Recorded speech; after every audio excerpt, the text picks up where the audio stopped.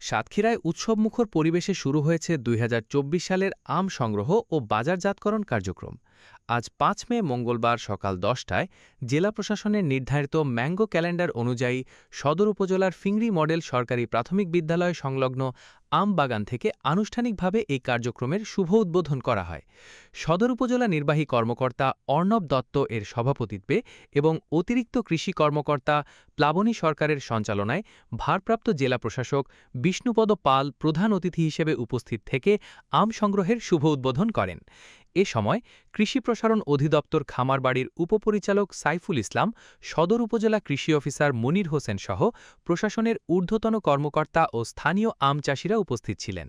প্রথম দিনেই বাগানগুলো থেকে গোপালভোগ, গোবিন্দভোগ ও গোলাপখাস সহ স্থানীয় জাতের পরিপক্ক আম সংগ্রহের মাধ্যমে সাতক্ষীরার আম পৌঁছে যাচ্ছে দেশজুড়ে।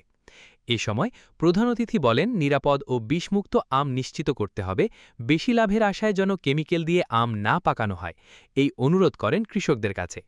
উদ্বোধনী অনুষ্ঠান থেকে প্রশাসনের পক্ষ থেকে জিরো টলারেন্স নীতি ঘোষণা করা হয়। কৃষি বিভাগ জানিয়েছে, আবহাওয়া অনুকূলে থাকায় এবারও আমের বাম্পার ফলন হয়েছে এবং সাতক্ষীরার আম দেশের চাহিদা মিটিয়ে বিদেশের বাজারে রপ্তানির জন্য বিশেষ প্রক্রিয়ায় প্রস্তুত করা হয়েছে। আজ থেকেই এসব আম রাজধানী ঢাকাসহ দেশের বিভিন্ন অঞ্চলের আড়তগুলোতে পাঠানো শুরু হয়েছে। জায়গা থাকলেও মূলত যোগাযোগ ব্যবস্থা বা বৈশ্বিক পরিমণ্ডলে আমাদের পণ্য সঠিক সময়ে বা স্বল্প খরচে পরিবহনের যে সুযোগ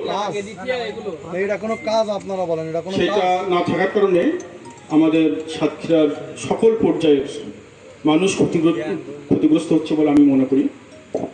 এ বিষয়ে আমি সরকারের, আপনাদের মিডিয়ার মাধ্যমে সরকারের যারা ঊর্ধ্বতন দায়িত্বশীল পর্যায়ে আছেন, আমি তাদেরকে অনুরোধ করব যে এতগুলো সম্ভাবনার জায়গায় সাতক্ষীরায় যাতে যোগাযোগের বিষয়ে প্রভূত উন্নতি সাধন করা হয়, বিশেষ করে রেল লাইন।